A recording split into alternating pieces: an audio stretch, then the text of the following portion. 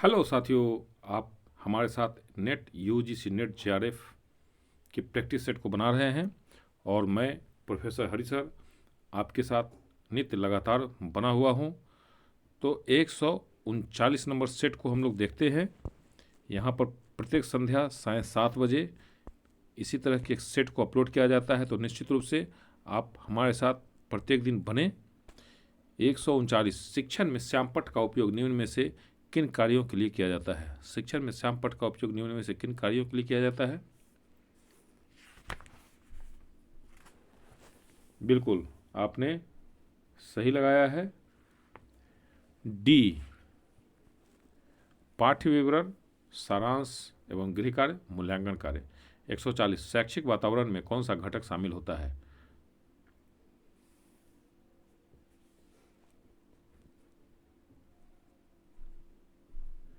बिल्कुल डी, शिक्षण की सुगम प्रणाली, अवसंरचना का उन्नत विकास, अध्ययन सामग्रियों की उपलब्धता। 141 निम्न कथनों पर विचार करें। इंटरैक्टिव वीडियो शिक्षण में सहायक दृश्य श्रव्य सामग्री है। शैक्षिक विकास में परिवार की भूमिका विद्यालय से नाम मात्र की होती है। शिक्षण संस्थाएं बच्चों की बौद्धिकता को बढ़ाने हेतु मनोवैज्ञानिक शिक्षण पद्धति का भी सहारा लेती है। उपरोक्त कथनों में से कौन से कथन सत्य नहीं है? बिल्कुल, इसका आंसर होगा ए, केवल एक। निम्न कथनों में कौन से सही सुमेलित है? 142 कौन सा सही सुमेलित है? बिल्कुल डी, 1, 2 और 3 अर्थात श्यामपट्ट, मूल्यांकन कार्य, प्रदर्शन बोर्ड, बुलेटिन बोर्ड, संवाद सामग्री, इंटरेक्टिव वीडियो। 143 निम्न में कौन शिक्षण को प्रभावित करते हैं? बिल्कुल सी, ए और बी दोनों। शिक्षक का अनुभव एवं प्रबंध, शिक्षक एवं शैक्षणिक संस्थाओं में समन्वय।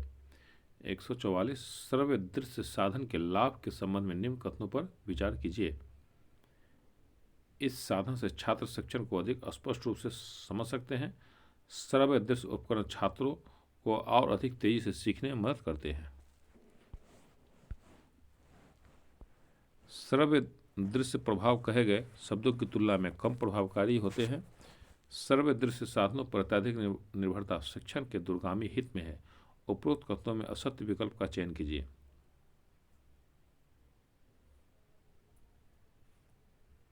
बिल्कुल, तो इसमें असत्य कथन कौन सा है? तो इसका असत्य कथन बिल्कुल डी है।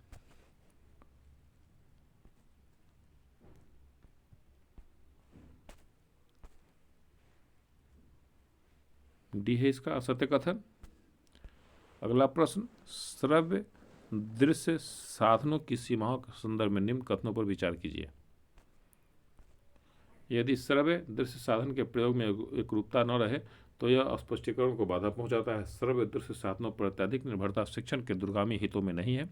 इससे शिक्षक और शिक्षार्थी के स्वतंत्र विचारों और दृष्टिकोणों में बाधा पहुंच सकती है। साथियों, आज का ये वीडियो आपको अगर अच्छा लग रहा होगा तो निश्चित रूप से आप अपने दोस्तों के साथ शेयर निश्चित रूप से करेंगे और चैनल को सब्सक्राइब निश्चित रूप से कर लेंगे। इससे प्रत्येक दिन जो संध्या 7 बजे वीडियो अपलोड किया जाता है तो आपको निश्चित रूप से मिल जाया करे। बिल्कुल डी है इसका आंसर, अर्थात ये सभी। 146 एडगर डेल के दृश्य श्रव्य शंकु में सबसे ऊपर किस प्रतीक सामग्री को स्थान दिया गया है? काफी इंपॉर्टेंट क्वेश्चन है यह। शाब्दिक प्रतीक। 147 एडगर डेल ने विभिन्न मूर्त एवं अमूर्त सामग्री को आधार मानते हुए एक शंकु मॉडल प्रस्तुत किया था।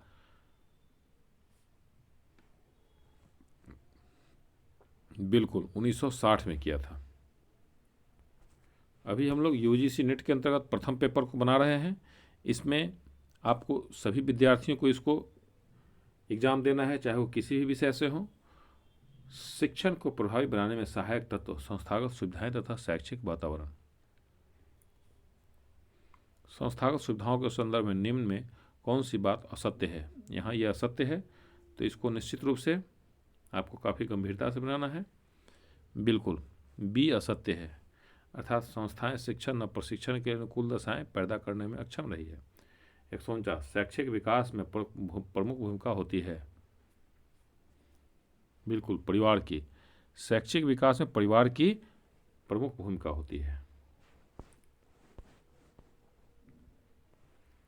शैक्षिक वातावरण को प्रभावित करने वाले प्रमुख कारक हैं। बिल्कुल, ये सभी जीवन आकांक्षा, जनसंख्या की प्रकृति, आर्थिक स्तर। 151 एक सजीव कक्षा की स्थिति में यह हो सकता है कि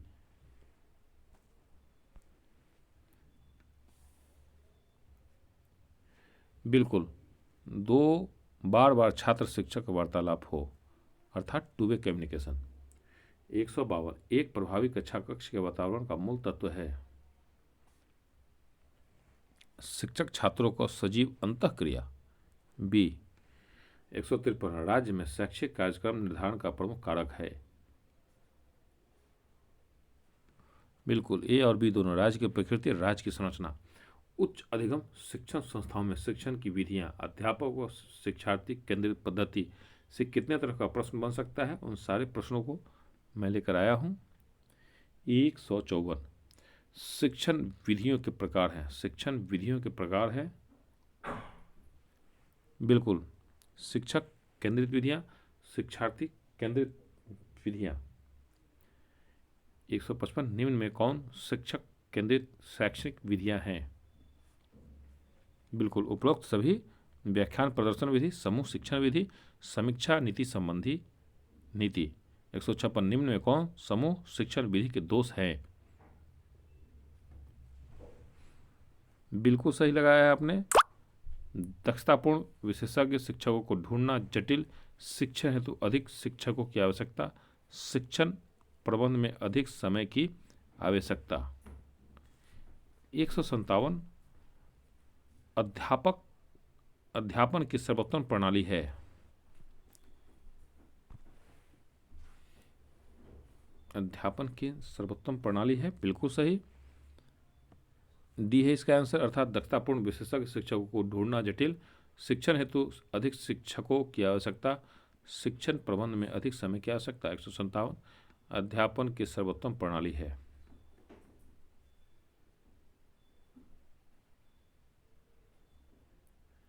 बिल्कुल, चर्चा प्रारंभ करने की पहल करना और उसमें भाग लेना, डी आंसर। 158 शिक्षण के दौरान विद्यार्थियों की अधिकतम सहभागिता किसके द्वारा संभव है?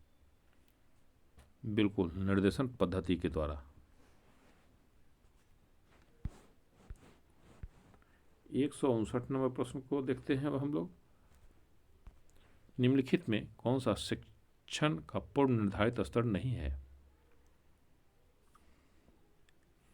स्मरण, बिल्कुल सही। 160 अध्यापक का प्रारंभिक कार्य है। अध्यापक का प्रारंभिक कार्य है, बिल्कुल, विद्यार्थियों में मूल्य पद्धति भरना। 161 निम्न में कौन शिक्षण विधियां शिक्षार्थी केंद्रित हैं? बिल्कुल, उपरोक्त सभी, अर्थात कार्यक्रम अनुदेश विधि, सुपुर्द नियत कार्य अध्यन्यास विधि, कंप्यूटर आधारित शिक्षण विधियां।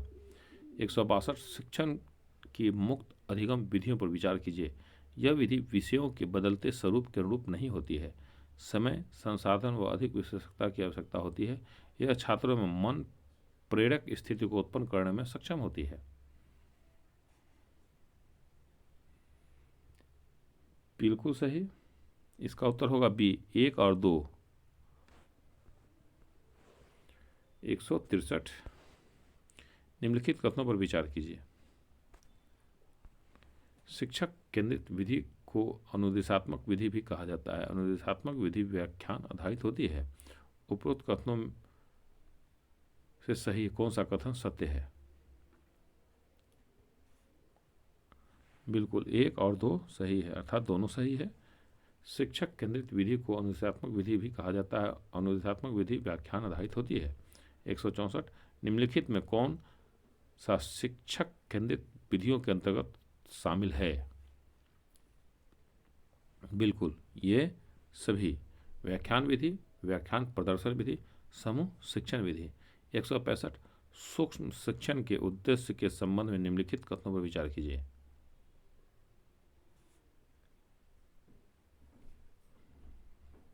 बिल्कुल, इसका आंसर है डी 1, 2 और 3, अर्थात शिक्षार्थियों में नए कौशल का विकास, प्रशिक्षु को शिक्षण में विश्वास करने योग्य बनाना, प्रशिक्षु को सीखने और नए शिक्षण कौशल को नियंत्रित परिस्थितियों में आत्मसात करने योग्य बनाना।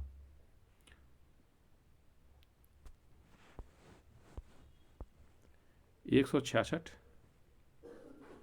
निम्नलिखित में से कौन से समूह शिक्षण विधि के गुण हैं? समूह शिक्षण विधि का कौन सा गुण है? बिल्कुल सी है, अर्थात ए और बी दोनों। यह विधि शिक्षण की गुणवत्ता के सुधार के दृष्टिकोण से महत्वपूर्ण है। इसमें शिक्षण तकनीकों और उपकरणों का उपयोग कर शिक्षार्थी के व्यवहारिक पक्षों को मजबूत किया जाता है। अगला प्रश्न, व्याख्यान तथ्यों, सिद्धांतों या अन्य संबंधों का प्रतिपादन है जिनको शिक्षक अपने सुनने वालों को समझाना चाहता है। यह कथन किसका है? थॉमस एम रिस्क। काफी माउंटेड प्रश्न है। व्याख्यान तथ्यों, सिद्धांतों या अन्य संबंधों का प्रतिपादन है जिनको शिक्षक अपने सुनने वालों को समझाना चाहता है। यह कथन किसका है? Thomas M risk. 168 निम्न में से कौन सा एक व्याख्यान प्रदर्शन विधि का गुण नहीं है? यहां ये नहीं बोल रहा है।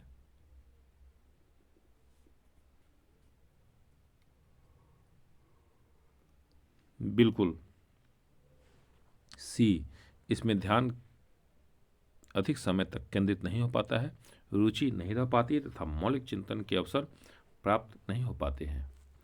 169 निम्न कथनों पर विचार कीजिए। व्याख्यान प्रदर्शन विधि में करके सीखने के सिद्धांत की अवहेलना की जाती है। व्याख्यान प्रदर्शन विधि में विद्यार्थी केवल रुचिकर प्रदर्शन में ही सक्रिय रहते हैं। व्याख्यान प्रदर्शन विधि शिक्षार्थी केंद्रित विधि है। व्याख्यान प्रदर्शन विधि में शिक्षक की सभी कार्य करते हैं। उपरोक्त में से कौन सा विकल्प सत्य है? बिल्कुल डी 1, 2 और 4। 1, 2 और 4। 170 समूह शिक्षण विधि की शुरुआत कहाँ से हुई थी? समूह शिक्षण विधि की शुरुआत कहाँ से हुई थी? बिल्कुल अमेरिका से हुई थी। समूह शिक्षण विधि की शुरुआत कहाँ से हुई थी? अमेरिका से। 171 कौन सा सूक्ष्म शिक्षण विधि के उद्देश्य हैं? बिल्कुल ए और बी दोनों, अर्थात शिक्षार्थियों में नए कौशल का विकास करना, प्रशिक्षु को शिक्षण में विकास करने योग्य बनाना।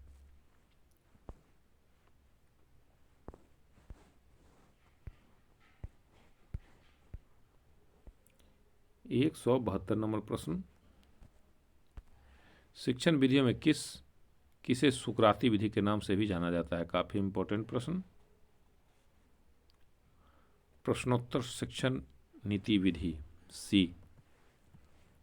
173 निम्न में से किसे विप्लव विधि के नाम से भी जाना जाता है? ये भी इंपॉर्टेंट प्रश्न है। मस्तिष्क झंझावाती विधि। साथियों, आज का यह आपको सेट अगर अच्छा लगा होगा तो निश्चित रूप से अपने साथियों के साथ इस वीडियो को शेयर निश्चित रूप से करेंगे और चैनल को सब्सक्राइब निश्चित रूप से कर लेंगे, क्योंकि प्रत्येक दिन यहाँ संध्या 7 बजे वीडियो अपलोड किया जाता है। तो आपको निश्चित रूप से जब मिलेगा तो आप निश्चित रूप से आपकी तैयारी काफ़ी अच्छी होगी, और वो भी बिल्कुल फ्री में, निःशुल्क। 174 निम्न में से समूह चर्चा विधि में किन परिचर्चाओं को महत्व प्रदान किया जाता है? बिल्कुल डी ये सभी। नियोजन विधि, आंशिक नियोजन विधि, अनियोजित विधि। 175 मस्तिष्क मानचित्रण की अवधारणा की शुरुआत कब हुई थी? 1960। मस्तिष्क मानचित्रण की अवधारणा की शुरुआत कब हुई थी? 1960 बी आंसर। 176 मस्तिष्क व मानचित्रण विधि की शुरुआत किसने की थी? Tony Buzan. Tony Buzan C option. अगला प्रश्न, अवधारणा मानचित्रण के संबंध में निम्न बातों पर विचार कीजिए।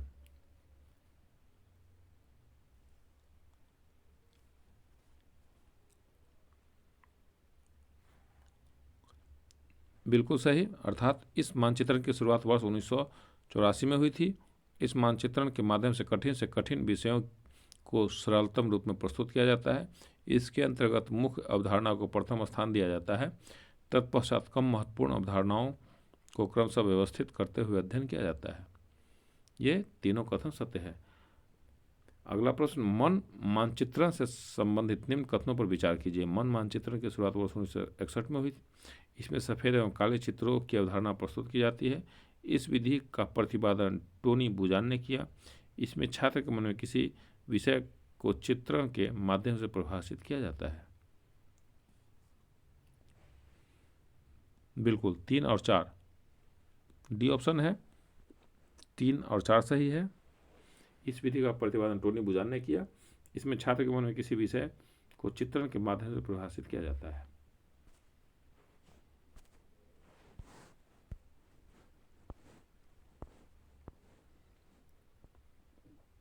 Offline online पद्धतियां।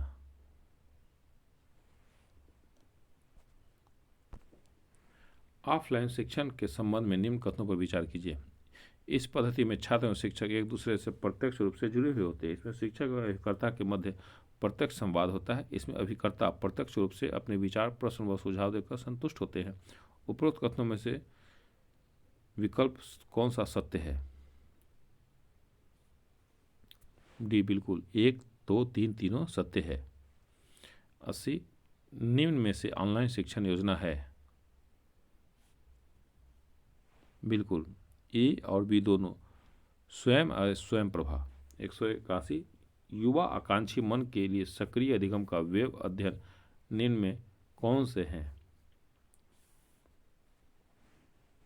बिल्कुल स्वयं मंच का निर्माण किया गया। बिल्कुल उपरोक्त सभी के द्वारा। मानव संसाधन विकास मंत्रालय, अखिल भारतीय तकनीकी शिक्षा परिषद, माइक्रोसॉफ्ट के द्वारा। स्वयं प्रभा संदर्भ में निम्न में से कौन सा कथन सत्य है?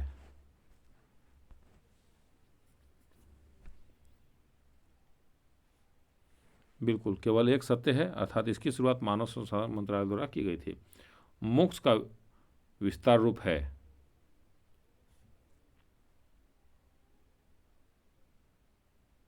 बिल्कुल सी है, मैसिव ऑनलाइन ओपन कोर्स।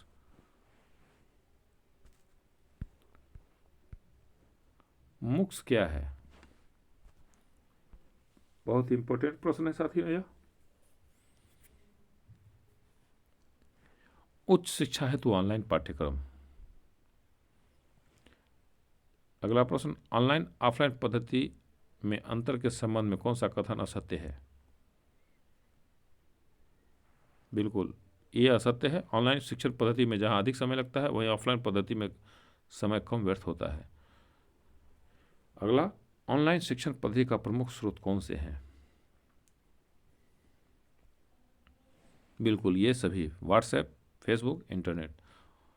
अगला प्रश्न, ऑफलाइन शिक्षण संबंधी कौन से कथन असत्य हैं?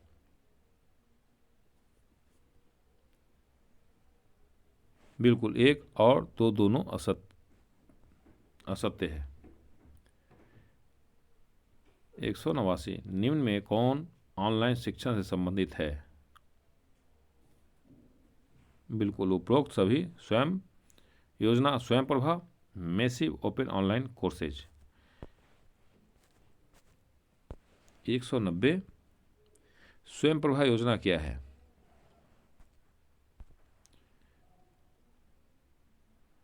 बिल्कुल सही, ऑनलाइन शिक्षा पोर्टल। शिक्षण सहायक प्रणाली, परंपरागत आधुनिक ICT आधारित शिक्षण प्रणाली। इससे भी एक क्वेश्चन निश्चित रूप से रहता है। तो 191 का शिक्षण सहायक प्रणाली में एक कौन शामिल होता है? बिल्कुल ये सभी, शिक्षण कौशल, सहायक शिक्षण, शिक्षण सामग्री।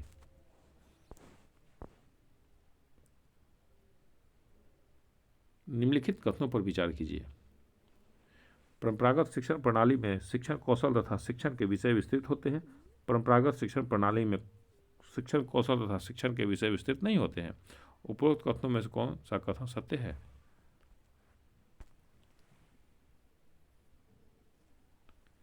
बिल्कुल, इसका उत्तर बिल्कुल बी है, केवल 2, अर्थात परंपरागत शिक्षण प्रणाली में शिक्षण कौशल तथा शिक्षण के विषय विस्तृत नहीं होते। 93, निम्न में कौन सा एक शिक्षण के परंपरागत सहायक प्रणाली की सामग्री में शामिल है? बिल्कुल, ये सभी ब्लैक बोर्ड, मानचित्र, ग्लोब। 194 कथन ए, व्यवहारिक परीक्षाएं छात्रों के क्रियात्मक एवं प्रयोगात्मक कौशल परीक्षण के लिए आवश्यक है। कारण आर, साक्षात्कार परिणात्मक तकनीकी का भाग है। कूट ए और आर दोनों सत्य है, ए और आर दोनों असत्य है, ए सत्य है परंतु आर असत्य है, ए असत्य है परंतु आर सत्य है। इसमें से कौन सा कथन सत्य है? तो बिल्कुल सी, ए सत्य है परंतु आर असत्य है, अर्थात ए सत्य है, ये सत्य है और आर गलत है। 195 195, निम्नलिखित कथनों पर विचार कीजिए। परंपरागत शिक्षण प्रणाली में बौद्धिकता का विकास अपेक्षाकृत कम होता है। शिक्षण उपदेशात्मक निर्देशात्मक तथ्यों पर आधारित होता है। उपरोक्त कथनों में से कौन सा कथन सत्य है? बिल्कुल, 1 और 2 दोनों सत्य है। 96, उच्च शिक्षा में आईसीटी के संबंध में एक कौन सा कथन सही है? इसमें दूरवर्ती स्थानों में पढ़ाई की गुणवत्ता बढ़ाई जा सकती है। यह उपग्रह एवं अन्य माध्यमों द्वारा पाठ्यक्रम वितरण के साथ सूक्ष्म शिक्षा में सहायक होता है। बिल्कुल, 1 और 2 दोनों सही है। सी, आईसीटी निम्न में से किसमें महत्वपूर्ण भूमिका निभाता है? बिल्कुल, ये सभी छात्र शिक्षार्थी प्रबंध, सामान्य प्रबंधन, स्टाफ प्रबंधन।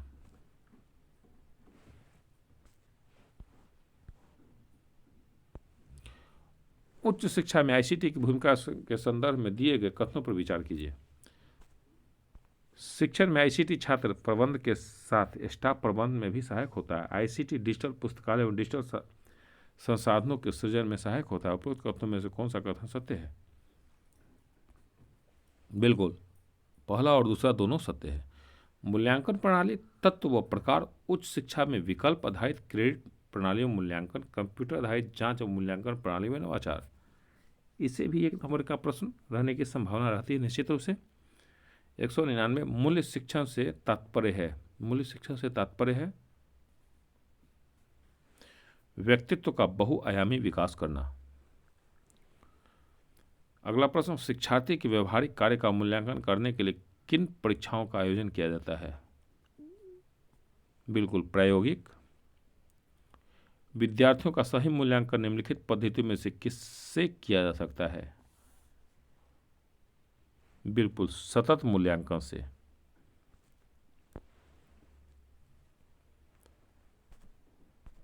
निम्नलिखित में कौन सा कथन बहुविकल्प प्रकार के प्रश्नों के संदर्भ में सही है? बिल्कुल, वे सही गलत वाले प्रश्नों की तुलना में अधिक वस्तुनिष्ठ होते हैं। 203, कार्य विश्लेषण का संबंध है। बिल्कुल, अपेक्षित निष्पत्ति संबंधी मानदंड के निर्धारण से तथा उपरोक्त सभी से। 204, मूल्यांकन बात करता है। बिल्कुल, ए और बी दोनों, अर्थात सर्वांगीण विकास की और निरंतरता की। 205, मूल्यांकन ने भारतीय शिक्षा आयोग द्वारा कब परिभाषित किया गया था? मूल्यांकन को भारतीय शिक्षा आयोग द्वारा कब परिभाषित किया गया था? काफ़ी इंपॉर्टेंट प्रश्न, 1966 में। निम्नलिखित में कौन सी विशेषता अच्छे प्रश्न पत्रों की नहीं होती है? यहाँ नहीं बोल रहा है, ऐसे ही प्रश्न में हम थोड़ा सा फंस जाते हैं। अस्पष्ट शब्दों का प्रयोग। निम्नलिखित में से कौन से कथन शिक्षण की मूल विशेषता को प्रतिबिंबित करते हैं? कूट में से सही विकल्प चुनिए। शिक्षण और प्रशिक्षण एक समान है। जब हम पढ़ते हैं तो अनुदेशन और अनुकूलन के बीच कोई अंतर नहीं होता है। शिक्षण अधिगम से संबंधित है। शिक्षण कृतिक सूचक शब्द है जबकि अधिगम उपलब्धि सूचक शब्द है। शिक्षण का अर्थ सूचना प्रदान करना है। अधिगम के घटित हुए बिना भी कोई शिक्षण कर सकता है। बिल्कुल, 1, 4 और 6, 1, 4 और 6। शिक्षण और प्रशिक्षण एक समान है। शिक्षण कृतिक सूचक शब्द है, जबकि अधिगम उपलब्धि सूचक शब्द है। अधिगम की घटित हुए बिना भी कोई शिक्षण कर सकता है, ये सत्य है। 208, निम्नलिखित में से कौन मानवीकृत उपलब्धि परीक्षण की विशेषता है? बिल्कुल डी, इनमें से कोई नहीं, इनमें से कोई नहीं है। 209, यूजीसी की अंकीय ग्रेडिंग प्रणाली के अंतर्गत ग्रेड ए में कितने अंक होते हैं? बिल्कुल 8। लिखित सामग्री का सही मूल्यांकन निम्न में से किस प्रकार आधारित नहीं होना चाहिए? जो पढ़ा गया है उसे पुनः प्रस्तुत करने की क्षमता।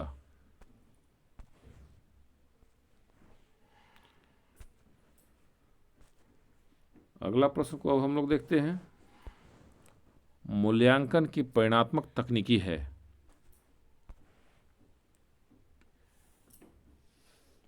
बिल्कुल सी है, 1, 2 और 5। 1, 2 और 5 अर्थात व्यवहारिक तकनीकी, लिखित तकनीकी और लिखित परीक्षा तकनीकी। 212, निम्न में से कौन शिक्षण के मूल्यांकन के तत्वों में शामिल नहीं है? बिल्कुल उपरोक्त में से कोई नहीं, इसमें से कोई नहीं है। 13, निम्न में से कौन शिक्षण मूल्यांकन के प्रकार हैं? बिल्कुल इसका भी उत्तर साथियों डी है, 1, 2 और 3 अर्थात चयनात्मक मूल्यांकन, योगात्मक मूल्यांकन, निदात्मक मूल्यांकन। अगला प्रश्न, उच्च शिक्षण में क्रेडिट प्रणाली के मूल्यांकन के तत्वों में कौन शामिल नहीं है? साथियों अभी आप प्रोफेसर हरि सर के साथ इस प्रश्नों की श्रृंखला को बना रहे हैं। निश्चित रूप से आप अपने कापियों में आपको कितना नंबर आया, आपने कितना सही किया, आप मैसेज करेंगे और चैनल को निश्चित रूप से सब्सक्राइब कर लेंगे, क्योंकि यहाँ पर इसी तरह की प्रश्नों की श्रृंखला आपको मिलेगी प्रत्येक दिन संध्या 7 बजे। तो इसका उत्तर होगा सी, परीक्षाफल। उच्च शिक्षण में क्रेडिट प्रणाली के मूल्यांकन के तत्वों में कौन शामिल नहीं है? परीक्षाफल, यहाँ नहीं बोल रहा है। अगला, क्रेडिट प्रणाली में यूजीसी ने कितने अंकों की ग्रेडिंग प्रणाली विकसित की है? बिल्कुल 10 अंक। 16, कंप्यूटर आधारित जांच में शिक्षार्थी अगले प्रश्न पर जाने हेतु किस बटन का प्रयोग करता है? सेव एंड अगला बटन।